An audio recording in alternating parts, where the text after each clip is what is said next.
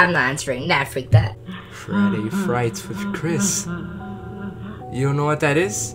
Let me explain. Friday Frights with Cris is basically a new series that we started where I ask you guys on Twitter to send me the scariest videos that you know, and we're gonna react to them. Friday Frights with Cris could either be scary videos, scary games, creepypastas, all that type of stuff, as long as it's scary. But for today's episode, we're doing videos. So I have 4 submissions, 3 by Just Jay and 1 by Princess Mia. I'm so sorry if I pronounced that wrong. Thank you guys so much to the 2 of you that sent me the submissions, because this video would not be possible without you. So the first one is called If She Asks You This One Question, Always Answer No. So let's react to it. But before we get to our reaction, go get your snacks. No, not me, like things to eat. What do I have for snacks? I have you. But for real though, I have right here watermelon juice. Damn! That's good! Oh! Look what I have here, look! For my snacks! Before we start off the video, I'm gonna eat one of these. This used to be a trend in TikTok. Alright, so let's do strawberry. All I have to do is just bite into it, right? Hopefully I don't make a freaking mess, man. You ready guys? Here we go. Oh my gosh, it went all over my pad.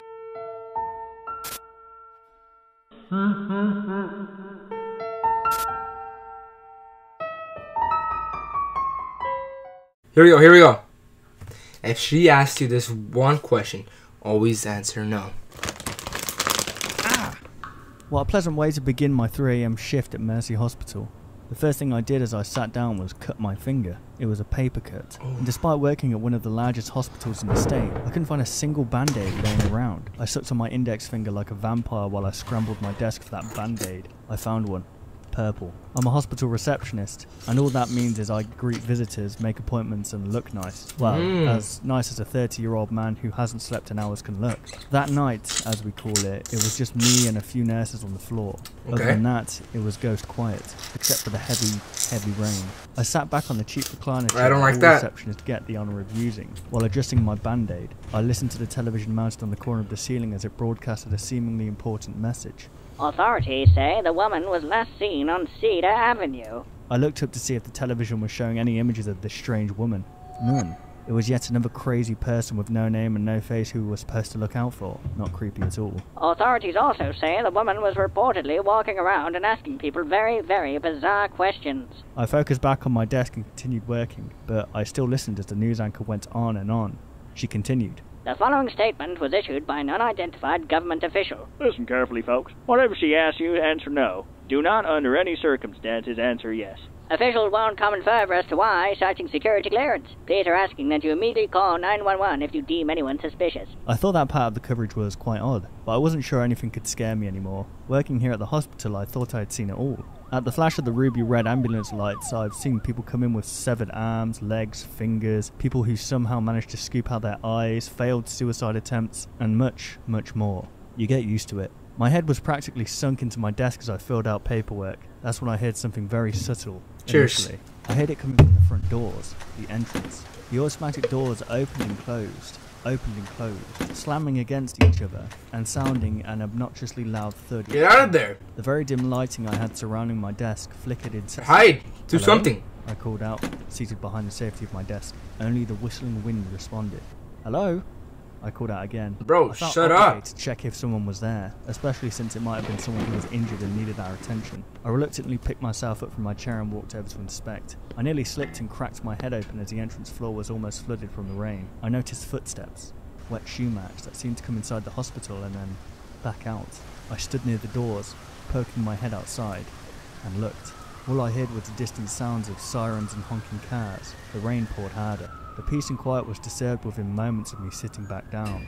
The automatic door started again, opening and closing, slamming shut, and letting in more rain as they did.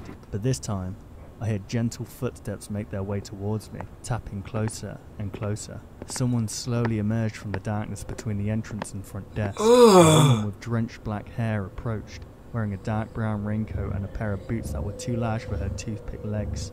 Her face was inundated with wrinkles and wet makeup. Her black eyeshadow. Despite the heavy rain outside, she didn't seem to have bothered wearing her hoodie. Hello, How can I help you, ma'am? She didn't respond. She looked around, scanning and observing an unimpressive hospital. Is there something I can help you with? Still nothing. We engaged in a brief stare down, which she won.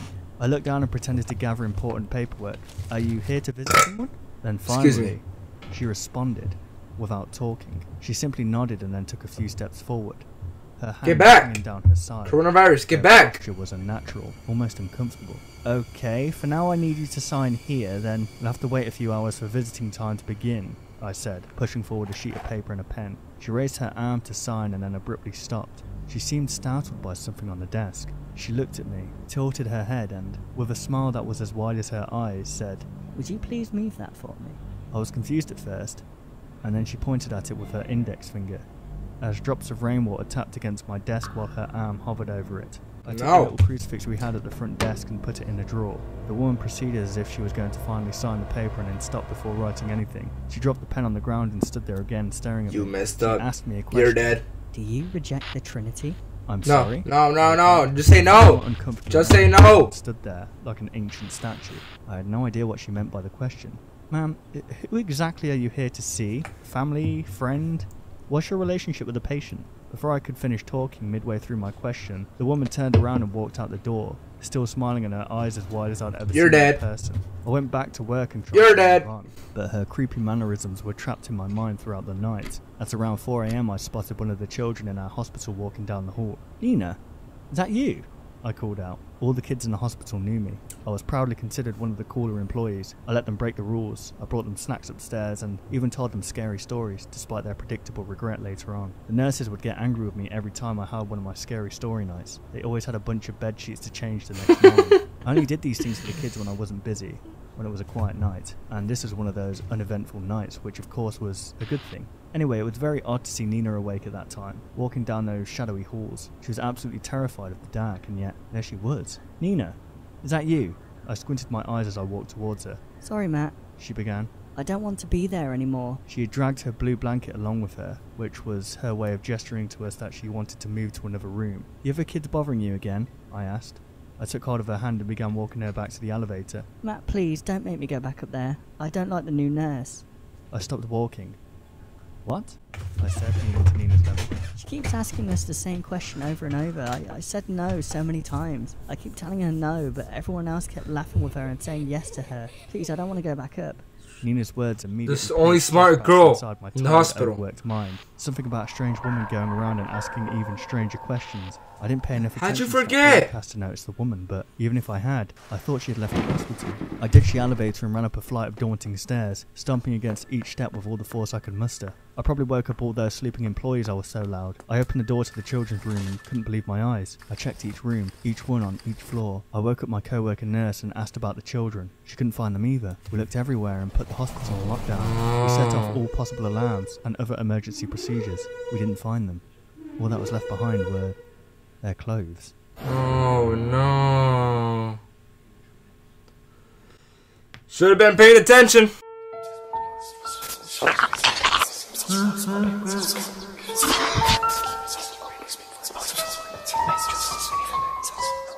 The next one is called Creepy Guy Hiding in My Closet, and he says, "Hi Chris, don't look outside." You mean outside this window right here?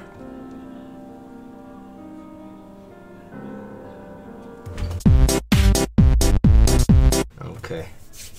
This is about to be fire. I was 10 at the time this happened. I loved my bedroom, since it had a TV, a bed, and a closet with my computer on my desk. One night when I was sleeping, I heard a noise coming from my closet, which kind of woke me up. Oh, heck no! I didn't mind it at all because I was still trying to fall back asleep to go to school tomorrow. 3 hours later, after I woke up and ate breakfast, I was getting ready to pack my bag, which was in my bedroom, for school. Okay. When I got in my room and packed my bag, I looked at the window and saw some tall black figure with a hoodie outside of my bedroom window. Go. Do you have parents? My heart Where your parents at? Go to your parents. And when I said, "Who in the world is that?" the figure ran away. I didn't see the figure's face since he was wearing a black hoodie, and it was a little dark outside since I wouldn't know what to do, honestly. Oh, I'm sorry. After I came back from school, I was on my phone researching for my school project. Suddenly, I heard a loud tap on the window. It was that figure again. Bro, what do you want, This dude? time, I saw his face. He was a man in his late 40s. He had wrinkly skin and had black hair. I want to punch He him so smiled bad. at me And just look at his said, face, dude. "Hey, want some candy?" Shut the fuck. He laughed and waited for me to come outside. He ran to the front door and made a mistake by standing there because my dad was going to go to work. And he opened the front door and yelled at him to get the hell off the Yeah, property. that's or right. Call the police. Get the hell out of here, I boy. rushed to my dad and told him he had been outside of my bedroom window stalking me. He was about to call the police when he realized he didn't want me to get scared that I was going to get kidnapped or something. So he said he would install security cameras. Call. The only reason why I didn't scream when he was outside of my bedroom window You're gonna see him is again. because that I thought it was one of my friends trying to study with me. But I thought to myself, You think he's gonna want to why the hell would any of my friends want to study at 5 a.m. in the morning? Right. And none of my friends were really that tall. Yeah, you guys are, That aren't they night- middle schoolers? I heard someone laughing in my closet. I didn't open my eyes, but I was scared to death, since I heard that he was scratching the bedroom closet with something that sounded kind of like a knife. I waited a minute or two It's actually until kinda I built satisfying. up my Sounds courage like to make a ASMR. run for it and screamed for my life while I ran to my parents' bedroom and locked the door. I explained to them what happened, and there was someone in my closet. My mom called 911, and the guy was saying stuff like, "Come out, and I won't make your parents watch as I stab you." And that was the thing that made me so scared, because my brain was alerting me that he did have a knife. Seconds later, we heard sirens. Let's say he comes in the room, right? I'm not going out for a fucking fight, bro. Come on, then, bro. Come on, what's up? Come on. As soon as he's about to throw that freaking thing, grab his arm, bro, and freaking uppercut his. And me and my parents heard the police bust the door yelling, "Police, drop your weapon and put your hands up." Yeah. Parents were relieved that he was gone. I was very lucky that my closet was far away from my bed. It turned out that the guy was a crazy mental guy who escaped from his mental hospital by stabbing the security guards and breaking out. Oh no. From now on, my parents have set up security cameras in each and every room and also outside. Okay. Who knows what would have happened to me if I didn't hear him laughing at You my would have died. You would have probably died. Would I have been stabbed to death? Yep. Or what if he was hiding under my bed? Since that It doesn't day, matter, he's I still don't gone. know how we got in my parents' house. He's moved on. He's gone. Maybe my mom or dad forgot to lock the front door. Or Maybe you he forgot got in from my bedroom to lock window. your window. Yeah.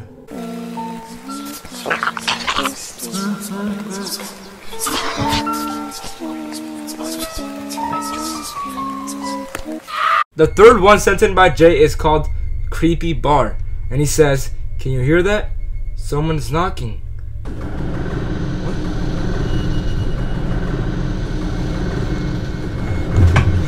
It was on Friday night.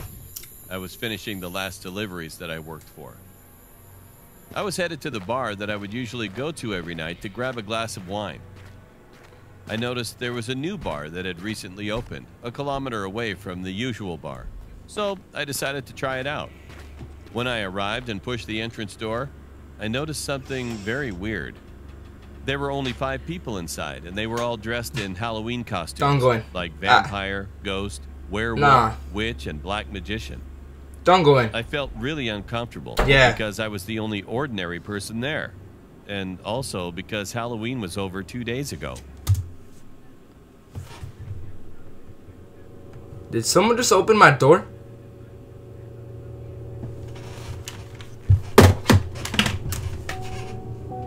Because whenever I looked over here, my window went like this. I was still awkwardly standing there blocking the entrance when all of a sudden, all the people started staring at me. Run! As if I had done something terribly wrong. Run! I made my move and walked over to the bartender. The bartender looked almost like a real executioner. He asked me rudely in a gruff voice, "What do you want to sacrifice, blood or flesh?" What the freak? That creeped the hell out of me. But I thought this was his way of taking a Halloween order of alcohol. So I requested to him, "1 glass of blood, please." He turned around, grabbed a wine bottle, and poured it into a wine glass. Later, he opened a Very drawer and creative. took out a black satanic pentagram necklace. He dipped the necklace 3 times while muttering something into my drink. To my surprise, the wine turned black in color, and he placed the glass on the table and told me to drink it in 1 shot.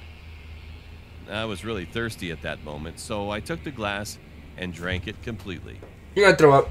It was quite strong, and my vision was slowly starting to blur. Who knows what you drink I then? paid the bartender and left the bar immediately. While I was walking, I started to feel dizzy, and my vision was worsening. I wasn't That's why you focused should on not where I was drink. going. I never My drink. mind I was don't on like to vision drink. of all the faces of all the people I saw in that bar, maniacally laughing and giggling at me. All of a sudden, I had already arrived home during my vision. What? At first, I was relieved.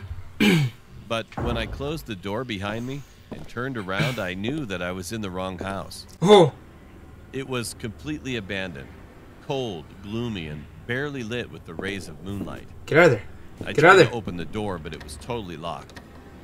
Uh-oh. Right when I was going to run into the door to break it, I heard the upper wooden ceiling was creaking, as if someone was up there walking slowly, Oh, no. step by step. I was really afraid as I had no weapon to protect myself. You I got tried to two. call Got two 911, weapons. But I had no reachable service to call. My only option was to go upstairs and find my way out. Why are you Carefully gonna... walked upstairs and reached the top. To my left was a dead end, but to my right I saw a hallway with 3 doors on each side. Go back downstairs. I opened Back the doors downstairs. one by one to find Oh, nothing but dark, no. empty rooms, and no way to escape. Finally, when I opened the 6th door, I saw a pentagram with No. Get out of there. candles around, Get out of there. touching all 5 corners of the Heck no. This sent me back to where the bartender dipped a necklace with the same symbol into my drink. And there was a figure floating vertically right above the symbol below. Heck no. Close the The door. light provided by the candles Oh. figure out what was floating. Accidentally, I dropped my phone on the old wooden floor, which created a loud sound. Oh.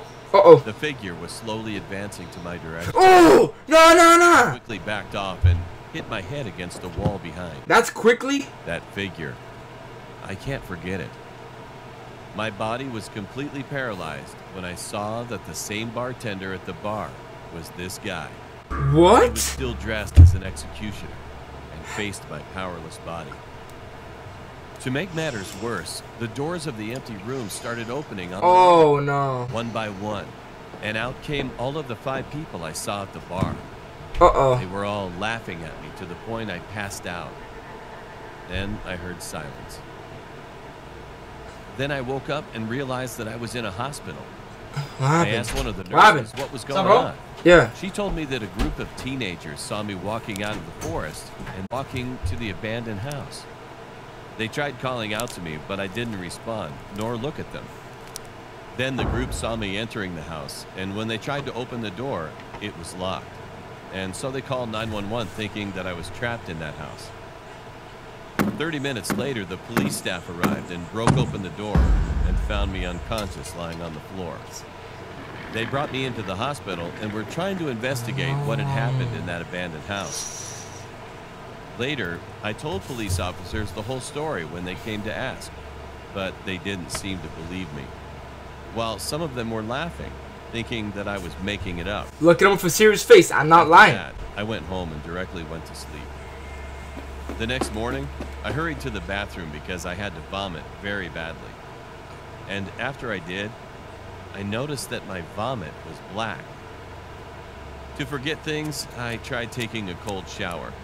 And when I was showering, I felt a sharp sting on my back. Then, when I changed the water temperature from cold to warm, the sting started to feel even more painful. I turned back with my head, barely making it to see behind. Then I was shocked for life. I had the same satanic pentagram carved you're on marked. my back, You're marked as a demon. which was surely done by a sharp object.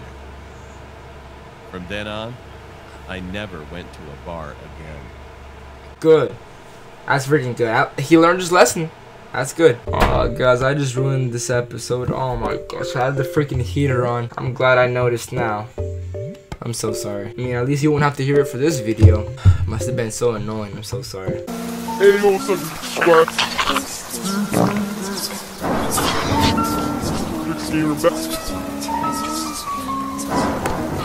Anyways, the last one is Camping Horror Story 3 Animated. So, let's do this. My friend and I would go to this forest we found a few months ago. It was a 20-minute bike ride plus a mile walk to get where we used to camp. We made a teepee as our base and even sharpened a few sticks in case we had to fight anything. I know it's dumb, but we thought it was super cool at the time, being 14 years old. Yeah. I'm a big fan of horror movies. I'd make my friend watch them with me all the time, and he hated it. He would always get paranoid that someone or something was gonna get us when we were there. That's how we came up with the idea to make a teepee and wooden spears, so we wouldn't be attacked. Good. We were finishing the school year online and had to study for finals, so we hadn't been back to the forest in weeks. After the finals were all said and done, we decided to take a trip up there to relax and check to see if our teepee was still there. Our parents agreed to let us stay there on the basis that we'd keep in touch throughout the night.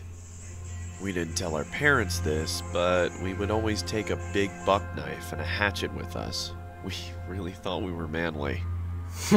Anyway, when we were gathering our stuff for the night in the forest, we noticed that the buck knife was missing.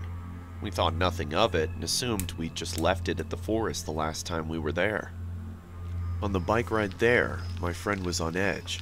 We just watched a scary movie and he was being a wimp as usual. At around 8 p.m. we arrived at the rough part of the forest, where we had to continue the rest of the journey on foot. As we were walking, we smelled a terrible stench in the air. I couldn't locate or tell what it was. This of course made my friend think that there was a dead body and said we needed to leave right away. He's smart. I told him that he was being a wimp and overreacting. The crunching of the fall leaves began to sound Bro, like you're 14 squelching. years old. As we peered down, we saw a trail of red leading up to where our teepee was. He's right. Get out of there. Go, run back. Really run back. Freaked my friend out. Yep, run back. I told him I'd spotted a can of spray paint in the trash a mile back and that someone was probably playing a prank, just to calm him down. The closer we got to our base, So he the stronger lied. the smell became. When we finally got there, we saw our teepee and felt a huge wave of relief come over us, even though the smell was as pungent as ever. It's inside of there. Inside the teepee through the little door. Their body's flap inside we there. made. Yep, What we it's saw inside. was haunting. There was evidence of someone living there. The clothes looked like men's, and they were huge.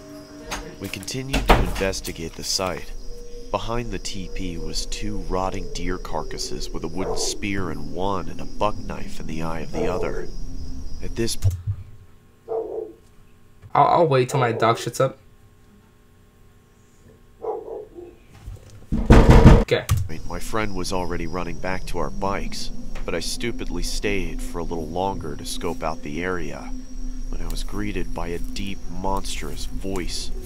"Would you like to live with me forever?" As I slowly turned around, Where's your weapon? I was confronted by a creepy old man. I couldn't even begin to describe his face. It was unlike anything I'd ever seen in my life. I bolted back to my friend. Luckily, he's a slow runner, so it was easy to catch up to him.